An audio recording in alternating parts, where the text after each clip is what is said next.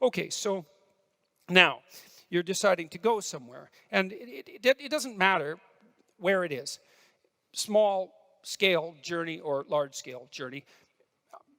Because a large scale journey is composed of about multitude of small scale journeys. So I'll give you an example of this.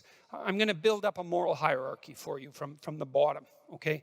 And here's one of the things that's kind of cool about doing this, because it actually solves to some degree the mind-body problem if you do that. And so if you're sitting there thinking, geez, I wish that I could solve the mind-body problem tonight, then, you know, maybe tonight's your lucky night, because maybe that's what's going to happen.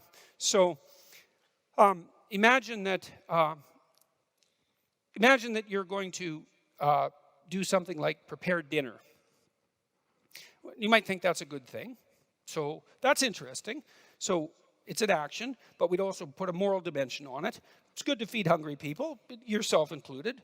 Maybe you do a good job of making dinner. That'd even be better. Not only are you making dinner, but you're making a good dinner. And so that makes making dinner an even more impressive moral feat, because you could make some wretched, cold, dismal, massive, glutinous catastrophe and serve it with contempt and hatred to the people that are around you. You know, you could do that, and it would still be dinner, but you know, it'd be a low quality. It'd be a low quality and all too common occurrence. But let's say that you do it right. You know, it's like you're going to put some effort into it. It's going to be delicious. That'd be nice. It's going to be nutritious. It's going to be attractive, and it's going to be served with the proper attitude. You know, you're happy that you have some food. That's kind of nice. It hasn't been all that long that everybody had food.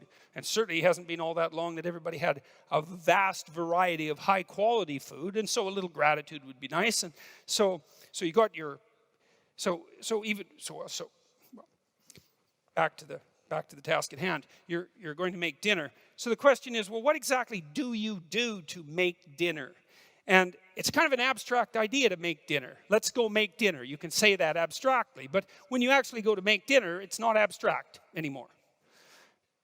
You go into the kitchen and you open the refrigerator, and that's not abstract, right? That's not mental, it's physical. You're interacting with the world. You grab the door handle on the refrigerator and you open it. And you don't really know how you do that. You know, I mean, I know you know how to close your hand and move your arm, but you don't know how to close your hand and open the door.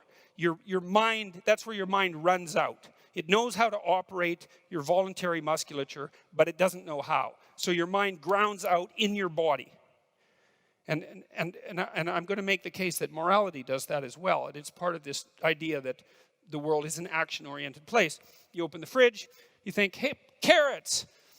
We're going to need some carrots. So you take the bag of carrots out of the fridge and you put them on the counter and you peel the carrots. And again, same thing, bit of expert behavior there, you know, because you've peeled carrots before. And it's a bit deterministic because you've learned how to do it habitually. And so you peel the carrots and you take out the parts that aren't so edible, if you have any sense. And then you take out your knife, and maybe you have a nice knife with a nice wide blade at the end so you can chop up carrots. It's kind of fun to do that if you're good at it, because you can, you know, make 100 slices in 20 or 30 seconds if you've practiced it. And you take your carrot and you go, and then you have all these. You don't have to make that noise, by the way, but you can if you want. And then if you're good at it, then all the carrots are pretty much the same thickness, and that's kind of cool. You got a little expertise there, and you got all the carrots lined up, and maybe then you put them in some foil, and you add a little butter and some, I don't know, cumin and a bit of pepper, and make them into a foil packet. This is what we do in Canada. You might do that. You guys barbecue, I've heard. And then you throw the things on the barbecue, and you wait till their steam puffs up the foil, and you think, done. And if you have any sense, at the same time, you know, you're cooking the steak, and it's done at the same time, and the potatoes, and it's all done at the same time, and it's caramelized nicely, so it's got a bit of sweetness, and, you know, you've got the right amount of butter for the potatoes, and you serve it, and that's good. That's good. And it took you a long time to learn that. And there's a hierarchy there, eh? So the hierarchy is, the lowest part of the hierarchy is the muscular movements, say, that you employ when you're slicing up the carrots. There's nothing abstract about that. And then there's the sequencing of the carrots in the foil and the placing them on the grill and all of that. And that's where the the rubber hits the road. And you think, well, hey, I made a good dinner. And then you might think, well, what's making a good dinner a subset of? You might think, well, if you're a good friend, good parent, maybe one of the things that you could do is make a good dinner. Like, it's not the only thing. I make a good dinner, and so I'm a good friend. It's like, no. But maybe that's 1/5 of it, or 1/10 of it. It's some non-trivial proportion of it. Necessary, but not sufficient. Is that right? No, that's not right. It's not necessary. Anyways, it's one of the things you could do to be a good friend. And then, if you have a friend, maybe he makes you a good dinner now and then, and there's some reciprocity there. So so you're capable of engaging in that reciprocity. And that's another thing that might make you a good friend or a good parent, let's say. So let's say there's 10 things like that at that level that make you a good parent. It's like, well, what? You can make a good meal. You can clean up the kitchen. That's a good thing to be able to do. You can clean up the bathroom and the rest of the house. So there's maybe 5. You know how to clean. Well, that's part 2 of being a good parent. You get along with your partner. You know how to negotiate with them. And some of the things you negotiate about are those lower level tasks that you're going to engage in. It's like, well, I made dinner. Maybe you could clean up the kitchen. And, there'd be some reciprocity there. And if you're a good person, which is getting a little higher up in the value hierarchy, then you can engage in that kind of negotiation. So, and that is exactly what you would be negotiating, is those tasks. And so maybe you're the sort of partner that can communicate with your partner, and maybe you're the sort of parent that can bring their children into the kitchen and teach them the mechanical elements of food preparation, starting at the bottom, right? I mean, maybe you're not going to give them the sharp knife to begin with, but you might get them to set the table. It's like they're 2.5. It's like the table needs to be set. Here's a spoon.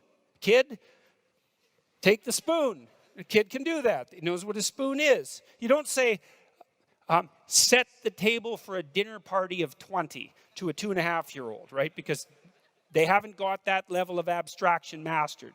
You say, you see this? Yes. Pat, pat. Here's a spoon. Yes. Can you say spoon? Spoon. Good. Good. Take the spoon. Take it. Good. You know where the table is? Yes. How about if you go put the spoon on the table? It's like, yeah, I can do that. So the kid wanders over and puts the spoon on the table and then maybe comes back and looks at you. And they look at you to think well, did I get the spoon on the table right? Did I do it right? That's one thing. Did I undertake the action correctly? That's one thing. And was it a good action, right? Did I do something that was morally appropriate? They're trying to check both of those out at the same time. And you pat them on the head and you say, hey, good job, man. You're growing up. And by that, you also signify to them that growing up is a good thing. And that's also important. And then you say, well, here's another spoon. You're going to encounter lots of spoons in your life. Why don't you go put it on the table too? And so, they put the spoons on the table, and then maybe you show them how the spoons might be arranged, and then maybe you trust them with a fork, and then they can do the same thing, and then with the knife, and, a dull butter knife sort of thing, at least to begin with, and with the dishes, and you teach them bottom up, right? Reflex upward. You teach them the mechanics of preparing something complex. And so they have all those micro skills embedded in them, so to speak. Now, they're part of their psychophysiological ability. And at some point, with a certain amount of training, might take 3 months, 4 months, 6 months, you can say, set the table. And then the kid knows exactly what to do. But they don't know what to do until they have all those micro routines mastered. And so that's kind of cool, because what it indicates is that the command, the macro command, set the table, is only something that has a meaning when the micro processes that are motoric have already been mastered. And that's a really good way of thinking about how you're constituted. Like, you have a lot of skills, things you can do with your body. Action-oriented skills and perceptual skills. And once you have them as part of you, then other people can refer to them, and you understand each other. And that's partly how we understand each other, is that we share a hierarchy of skill and perception that's built from the bottom up to a very high level of abstraction and also a very high level of isomorphism, meaning it's the same for everyone. So okay, I'll explain that momentarily here. So now,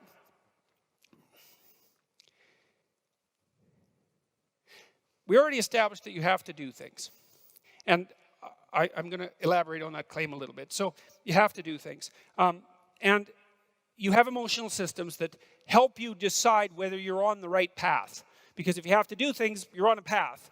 And if you're going somewhere, you better be on the right path. And so then you need something to tell you whether or not you're on the right path. And that's what your emotions do. Your positive emotion and your negative emotion. They're orienting systems that tell you whether you're on the right path. And the path is defined by the goal. So you need a goal. So that's the first thing to think about.